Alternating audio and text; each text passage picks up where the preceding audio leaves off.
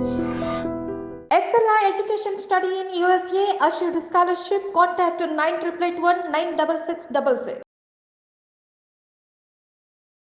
నమస్తే, welcome to I dream. నేను మహేశ్వరి. అసలు ఈరోజు టాపిక్ ఏంటి అని అంటే, వివాహ బంధం అన్నది చిరకాలం వరకు కొనసాగాలి అనేసి మూడు ముళ్ళ బంధంతో ఒకటవుతూ ఉంటారు. కానీ ఈ మధ్యకాలంలో చూస్తుంటే చాలా వివాహ బంధాలు కూడా స్టార్టింగ్ స్టేజ్లోనే ఎండ్ అవుతూ వస్తున్నాయి. అది భార్య వైపు నుంచి కావచ్చు, భర్త వైపు నుంచి కావచ్చు, చిన్న చిన్న కారణాలకి విడిపోయే వరకు వెళ్ళిపోతున్నారు. అసలు ఎందుకు ఇలా జరుగుతుంది?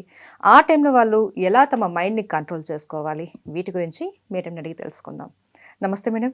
నమస్తే అండి. మేడం, ఇంటర్వ్యూలో చెప్పినట్లు ఇంతకు ముందు కాలంలో చూసుకున్నట్లయితే ఉమ్మడి కుటుంబం అని, లేకపోతే చిన్న కుటుంబం అయినా సరే చాలా వరకు వాళ్ళు జీవితాంతం కలిసి ఉండి పిల్లలకు ఒక మంచి భవిష్యత్తుని ఇవ్వాలి అని ఒక అండర్స్టాండింగ్తో ఉంటూ ఉండేవాళ్ళు. బట్ ఇప్పుడు అలా లేదు. చిన్న చిన్న విషయాలకే గొడవ పడిపోవడం, విడిపోవడం జరుగుతూ ఉన్నాయి. ఎందుకు ఇంత చేంజ్ ఎందుకు వచ్చింది? చిన్న చిన్న విషయాలకు విడిపోవాల్సినంత అవసరం ఏమొచ్చింది ఇప్పుడున్న జనరేషన్లో? ఒక అంతం చెప్పాలంటే అది ఎమోషనల్ ఇంబ్యాలెన్సెస్ అంటారు వాళ్ళలో. అండ్ ఇదేంటంటే మనం ఇచ్చే వాతావరణం మన పిల్లలకి ఇప్పుడు వాళ్ళని ఎంత సెన్సిటివ్గా పెంచుతున్నామంటే వాళ్ళని ఒక మాట బయట వాళ్ళు అనకూడదు, మనం అనము. సో కొంత మటుకు అవి కూడా డెఫినెట్గా ఇంకొక కొత్త పర్సన్ మన లైఫ్లో వచ్చినప్పుడు ఎక్కడైనా డిఫరెన్స్ ఆఫ్ ఒపీనియన్ వచ్చింది అని అంటే అది తట్టుకునే శక్తి మనలో లేదు. సగ్గం అక్కడే పాయింట్ వస్తుంది అనమాట, ఒక గీతలాగా. అది నేను ఎందుకు కాంప్రమైజ్ అవ్వాలి నీతో? నా లైఫ్ అంతా నీతో ఉండాలంటే నేను కాంప్రమైజ్ అవుతూ ఎందుకు ఉండాలి? సో అది ఒక్క పాయింట్తో చాలామంది చిన్న చిన్న గొడవలు ఉండనివ్వండి. సో అది వాళ్ళు ఎక్స్టెండ్ చేసుకుని ఒకటికొకటి లింక్ చేసుకుని సో గొడవ పడి పిల్లలు ఉన్నారు, లేకపోతే మనకి నెక్స్ట్ మన భవిష్యత్తులో మనం ఎలా చేయగలగాలి, లేదా ఒక మంచి కమ్యూనికేషన్ కానీ ఆ ఫ్యాక్టర్స్ మిస్ అవ్వడం మూలాన సో ఇలా విడిపోవడం జరుగుతుంది. అండ్ పైగా ఎక్స్పెక్టేషన్స్. అదేంటంటే పెళ్ళి కాకముందు నా లైఫ్ ఇది, నేను ఊహించుకున్న లైఫ్ అది, అతను ఊహించుకున్న లైఫ్ అది. సో వాళ్ళిద్దరు ఊహించుకున్న లైఫ్ కొంచెం డిఫరెన్స్ అయ్యేసరికి there is kind of a gap అనమాట. అంటే ఇది నాది కాదు, ఇది ఏదో వచ్చింది అందుకని నేను హడావిడిలో తీసుకున్న డెసిషన్, సో దానికి నేను ఇప్పుడు అనుభవిస్తున్నాను, నేను ఎందుకు అనుభవించాలి? సో అది ఒకటి.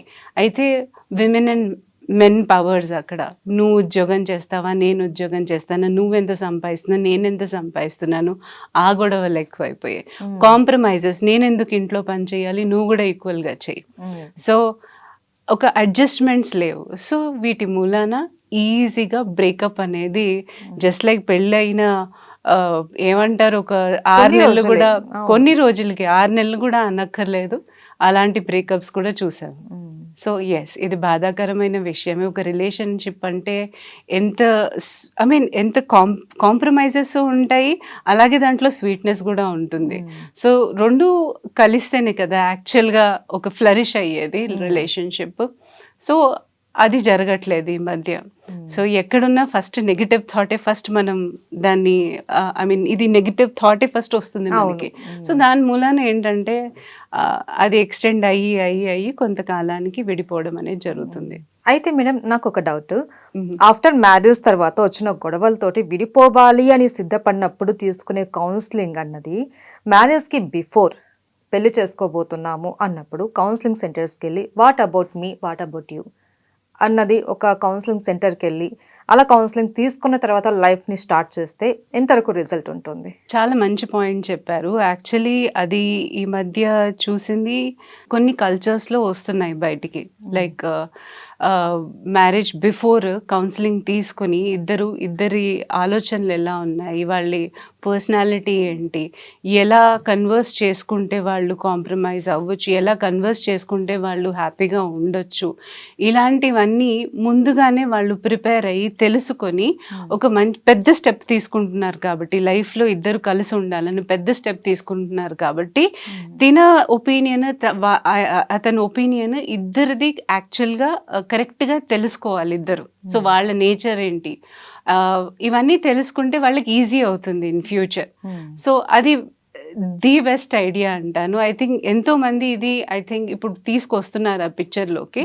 సో మోస్ట్ ప్రాబబ్లీ అయితే ఐ మీన్ చాలా మంది ప్రీ కౌన్సిలింగ్ అంటే మ్యారేజ్ బిఫోర్ కౌన్సిలింగ్‌కి ఐ థింక్ వాళ్ళు అప్రోచ్ అవుతారు. డెఫినెట్‌గా అప్రోచ్ అవ్వాలి ఎవరినన్నా. సో దట్ ముందు ప్రాబ్లం వస్తే at least there will be a point of contact. నేను ఈరోజు ఇలా అన్నాను, సో ఇది అయ్యింది, సో దీన్ని ఎలా ప్యాచప్ చేసుకోవాలి, ఒక ఐడియా వస్తుంది వాళ్ళకి. So it would be really helpful for them.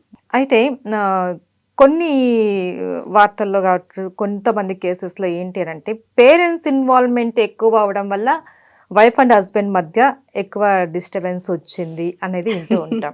So parents ఎంతవరకు ఇన్వాల్వ్ అవ్వచ్చు, వాళ్ళు ఎంతవరకు ఇన్వాల్వ్ కాకుండా ఉంటే బెటర్?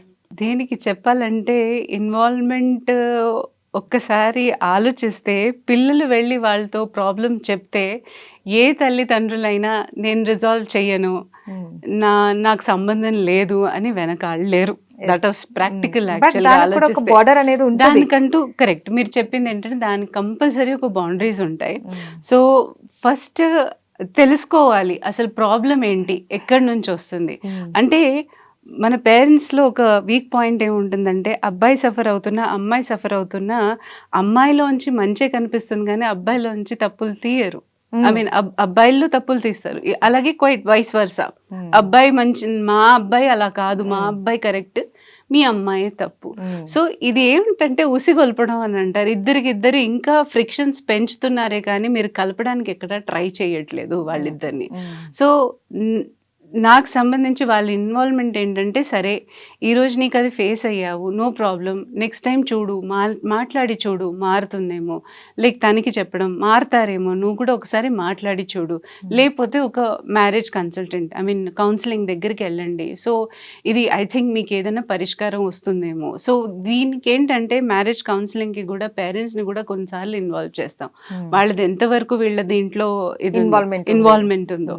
అండ్ పేరెంట్స్ నుంచి నేర్చుకునే వాళ్ళు కూడా ఉంటారు. ఇప్పుడు మదర్ అవ్వనివ్వండి, ఫాదర్ అవ్వనివ్వండి, ఏదైనా చిన్న చిన్న మాటలకి మనం కసురుకుంటూ ఉన్నా, పోట్లాడుతూ ఉన్నా, సేమ్ పిల్లలు అబ్జర్వ్ చేస్తున్నారు కదా, గ్యారంటీగా చేస్తారు కదా. సో చేసినప్పుడు వాళ్ళలో కూడా ఇలాంటి భేదభావాలు ఎక్కడైనా కనిపించాయి ఆపోజిట్ పర్సన్ దగ్గర అంటే డెఫినెట్గా అది ఫాలో అయ్యే ఛాన్సెస్ ఉన్నాయి అన్నమాట. So parents involvement it is not only like observant ఫ్యాక్టర్గా కూడా కాకుండా అండ్ ఇలాంటివి లైక్ వాళ్ళ అడ్జస్ట్ ఐ మీన్ ఒక కలపడం అనేది అవ్వట్లేదు. సో ఇక్కడ అగేన్స్ట్ చేస్తున్నారు, అక్కడ అగేన్స్ట్ చేస్తున్నారు. సో అలా కాకుండా ఇద్దరిని వాళ్ళు ప్యాచప్ చేయడానికి as a matured person, as a role models వాళ్ళు ఏం చేయగలరు అన్నది వాళ్ళు ఆలోచించుకోవాలి. అండ్ కొంతమంది కొన్ని కేసెస్లో వైఫ్ అండ్ హస్బెండ్ విడిపోవాలి అని డిసైడ్ అయినప్పుడు ఆ ఇంట్లో జరిగే చిన్న ఇష్యూస్ పిల్లల మీద చాలా ప్రభావం చూపిస్తాయి అని అంటారు. సో ఆ టైంలో పిల్లల్ని ఎలా డీల్ చేయాలి? అది చాలా కష్టం అండి యాక్చువల్గా. ఎందుకంటే నా కౌన్సిలింగ్లో అడాలసెన్స్ కౌన్సిలింగ్ చేస్తూ ఉంటే జనరల్గా ఈ ఏజ్ గ్రూప్ వాళ్ళు వస్తారు. అండ్ వాళ్ళు డిప్రెషన్స్తో కానీ, యాంగ్జైటీ ఇష్యూస్తో కానీ, లేదా ఏదో ఒక ప్రాబ్లంతో బాధపడుతూ ఉంటారు. యాక్చువల్ మెయిన్ కారణం ఏంటంటే బ్యాక్ ఎండ్ ఇదే ప్రాసెస్ నడుస్తూ ఉంటుంది. అంటే వాళ్ళు చెప్పడం, మా అమ్మ నాన్న విడిపోతున్నారు మేడం, మాకు అది ఇష్టం లేదు. సో పిల్లల కళ్ళల్లో నీళ్లు చూస్తాను ఆ టైంలో, మాకు వాళ్ళు విడిపోవడం ఇష్టం లేదు, వాళ్ళు మాట్లాడుకోరు. సో ఇలాంటి ఎన్వైర్న్మెంట్ వాళ్ళకి ఇచ్చినప్పుడు వాళ్ళు మానసికంగా ఎంత డౌన్ అయిపోతారంటే, అప్పుడు మీరు వాళ్ళ అకాడమిక్ పర్ఫార్మెన్స్ చూడాలి, వాళ్ళు ఎవరితో మింగ్లింగ్ అవ్వడం కానీ, ఐ మీన్ లోన్లీనెస్ ఫీల్ అవ్వడం కానీ ఎక్కువగా ఇవన్నీ జరుగుతూ ఉంటాయి వాళ్ళ దాంట్లో. సో అది చూసుకుని వాళ్ళు కనీసం ఐ మీన్ వాళ్ళని ఓదార్చకుండా నువ్వు కూడా ఇంతేనా అని ఇద్దరు ఒకళ్ళ మీద ఒకళ్ళు ఫ్రిక్షన్ చేసుకుంటూ పిల్లల మీద కూడా రావడం అనేది చాలా జరుగుతుంది ఈ కాలంలో. సో కొన్ని విషయాల్లో వాళ్ళని తిట్టడం ఆలోచిస్తే జెన్యున్గా తప్పులుంటే తిట్టగలం కానీ అన్వాంటెడ్ రీజన్ కానీ మన ప్రెషర్ అంతా పిల్లల మీద చూపించడం చేస్తూ ఉంటే వాళ్ళలో చాలా మటుకు ఈ ప్రభావం కనిపిస్తూ ఉంటుంది. యాంగ్జైటీకి, డిప్రెషన్కి అండ్ లో కాన్ఫిడెన్స్ అంటాం కదా. సో డెఫినెట్గా ఇవన్నిటికీ వాళ్ళు గురి అవుతున్నారు. Yeah, thank you so much madam. Thank you అండి.